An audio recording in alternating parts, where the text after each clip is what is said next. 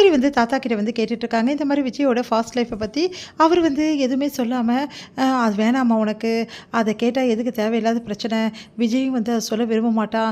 அதனால அந்த பிரச்சனை வேணாம்மா அப்படின்னு சொல்லிட்டு அனுப்பிச்சிட்டாரு. இதனால காவேரி என்ன பண்ணுறதுன்னு தெரியாம தவிக்கிறாங்க. இந்த சூழ்நிலை வீட்டுக்கு வந்த விஜய் வந்து இந்த மாரி நிவின் பண்ண வேலை, நிவின் கிட்ட பேசினது எல்லாத்தையுமே நெனச்சு பார்த்து செமையா டென்ஷன் ஆயிறாரு. யாருக்கு காதல பத்தி தெரியாது. எனக்கு தெரியாதாம்மா? வந்து நான் என்னத்த சொல்றது? அப்படின்னு சொல்லிட்டு செமையா டென்ஷன் ஆயி வந்து தாத்தா கிட்ட உட்காருது. தாத்தா வந்து ஏன்ப்பா இவ்வளோ டென்ஷனா இருக்கேன்னு கேட்டோன்னே, ஒன்றும் இல்லை தாத்தா, ஒர்க் ப்ரெஷர் தான் அப்படி சொல்லிட்டு சொல்லி சமாளிக்கிறாரு. சரிங்க தாத்தா, நானும் உங்க கூட ட்ரிங்க்ஸ் எடுத்துக்கிறேன்னு வேணாம்ப்பான்றாரு. இல்லை தாத்தா, எனக்கு மனசு சரியில்லை அப்படின்னு சொல்லிட்டு ட்ரிங்க்ஸ் எடுத்துக்கிறாரு. தாத்தா வந்து காவேரி கிட்ட எல்லா உண்மையும் சொல்ல சொல்லி அட்வைஸ் பண்ணி அனுப்புறாரு. அடுத்து வந்து இங்கே காவேரி வந்து என்னதான் நினச்சிட்டு இருக்கு மனசில், இஷ்டத்துக்கு ட்ரிங்க்ஸ் பண்ணுறீங்க, இவ்வளோ ட்ரிங்க்ஸ் பண்ண என்ன ஆகுது உடம்புனா, உனக்கு தேவையில்லாத விஷயம்னு சொல்லிட்டு அவங்கள திட்டி விடுறாரு. அடுத்து வந்து காவேரி வந்து உங்களுக்கு எப்போவுமே கோவம் தான் முக்கியம் இல்லை, நீங்கள் வந்து ஏற்கனவே வந்து ஏதாவது பண்ணாதுன்னு உங்களுக்கு தெரியும், அடுத்தவங்க மனசு புரிஞ்சுக்காத ஆள் நீங்கள்லாம் அப்படி சொல்லி திட்டி விடுறாங்க. நான் புரிஞ்சுக்காத ஆளா? நான் எல்லார் மனசு புரிஞ்சுக்கின ஆள் தான், நான் எப்படிப்பட்டேன்னு தெரியுமா அப்படி சொல்லிட்டு அவரோட கதைகள் எல்லாத்தையுமே வந்து அவரோட பாஸ்ட் லைஃப்பில் நடந்தது, அவர் ஒரு பொண்ணு நேசித்தது, அதுக்கப்புறம் அந்த பொண்ணு வந்து இவர் வந்து ஏமாத்துறது எல்லா விஷயத்தையுமே சொல்லிடுறாரு. அதனால் காவேரி வந்து அதிர்ச்சி அடைகிறாங்க. இவரு கூட இவ்வளோ வலி இருக்கா அப்படின்னு சொல்லிட்டு யோசிக்கிறாங்க. அடுத்து வந்து காலையில் எழுந்தோடனே அவர் தலைவலியில் உட்காந்துருக்காரு. நான் எல்லா விஷயத்தையும் நீங்கள் என்கிட்ட சொல்லிட்டீங்க, உங்களை நினச்சி உண்மையிலேயே பெருமையாக இருக்குன்னு சொல்லிட்டு காவேரி சொல்லிட்டு போகிறாங்க.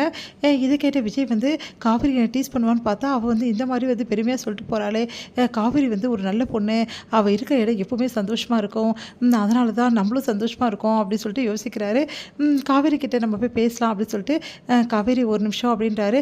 சொல்லுங்கள் அப்படின்னோடனே, உண்மையிலேயே வந்து உன்ன மாதிரி ஒரு ஆளை நான் பார்த்ததே இல்லை, நானும் நிறைய பொண்ணுங்களை மீட் பண்ணியிருக்கேன், ஆனால் உன்ன மாதிரி ஒரு பொண்ணை பார்த்ததில்லை, ஏன் என்னையும் ஒரு பொண்ணு ஏமாற்றிட்டு போனா அவளே தெரியும்ல, ஆனால் வந்து அடுத்த நொடியே வந்து வாழ்க்கையை தேடி நீ ஓடுற, உன் கஷ்டங்களை எல்லாத்தையும் மறந்து அடுத்தவங்களுக்காக சந்தோஷத்தை நீ அள்ளி கொடுக்குற, உண்மையிலேயே நீ பெரிய கிரேட் தான் அப்படி சொன்னோன்னே, பாஸ் நீங்களா என்ன பாராட்டினீங்க அப்படின்றாங்க. ஆமாம், பாராட்டுறதுல தப்பு இல்லைல்ல, நீ என்ன பாராட்டினல, ஓ பதிலுக்கு பதில் அப்படின்றாங்க. அதெல்லாம் ஒன்றும் இல்லை, நிஜமாகவே சொல்கிறேன், உன்ன மாதிரி ஒரு பொண்ணு கூட யார் இருந்தாலும் அவங்க சந்தோஷமாக தான் ஃபீல் பண்ணுவாங்க, உனக்கு வந்து ஹஸ்பண்டாக வரவங்க ரொம்ப சந்தோஷம் வந்து இருக்கிறவங்க, அவங்கள நீ சந்தோஷமாக வச்சுப்ப அப்படி சொல்கிறாரு. எனக்கு தான் கல்யாணம் நடந்துச்சுல விடுங்க அப்படின்னோடனே, கல்யாணம் நடந்தால் என்ன, 10 மாதம் கழிச்சு நீ எங்கே போவ, அதனால் வந்து அதுக்கப்புறமாவும் நீ சந்தோஷமாக இருக்கணும் அப்படி சொல்கிறானே, நான் எப்போவுமே சந்தோஷமாக இருப்பேன், எனக்கு வந்து வாழ்க்கையில் நிறைய விஷயங்கள் வந்து எங்கள் அப்பா எனக்கு சொல்லி கொடுத்துருக்காரு அப்படி சொல்கிறாங்க. சரி காவேரி அப்படி சொல்லிட்டு, சரி நேற்று நைட்டு ஏன் ஒரே டென்ஷனாக இருந்தீங்க வரும்போது அப்படின்னோடனே, அதெல்லாம் ஒன்றும் இல்லையே அப்படி சொல்கிறாரு.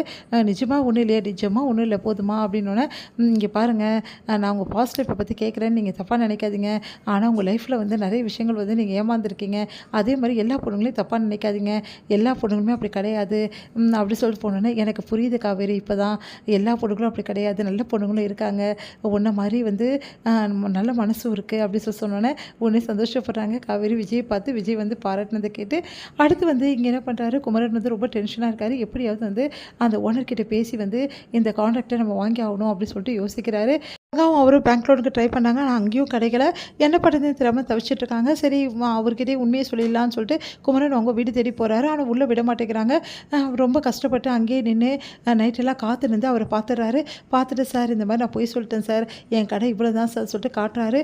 அதை பார்த்து ஏன்ப்பா இப்படிலாம் சொன்னேன் அப்படின்னோடனே, இல்லை சார் நீங்கள் ஆர்டர் தரமாட்டீங்கன்னு நான் சொன்னேன், ஆனால் வந்து என் மனசாட்சி எனக்கு கேட்கல சார், எங்கள் வீட்லேயும் திட்டுறாங்க சார், அதனால தான் சார் காமிக்க வேணும், சரிப்பா இந்த ஆர்டரை உனக்கே தரேன், ஆனால் இதே மாதிரி இருந்தால் அந்த ஆர்டரை உன்னால் செய்ய முடியாது, உனக்கு ஸ்பேஸ்லாம் நிறைய வேணும், நிறைய வந்து ஆளுங்களை எடுத்தால் மட்டும்தான் அந்த ஆர்டர் செய்ய முடியும், உன்னால் செய்ய முடியும் நம்பிக்கை இருந்தால் கண்டிப்பாக அந்த ஆர்டர் உனக்கு கிடைக்கும்னு சொல்லிட்டு வர்றாரு. இதை கங்கா கிட்ட சொல்கிறதுக்கு குமரன் ஓடி வராரு.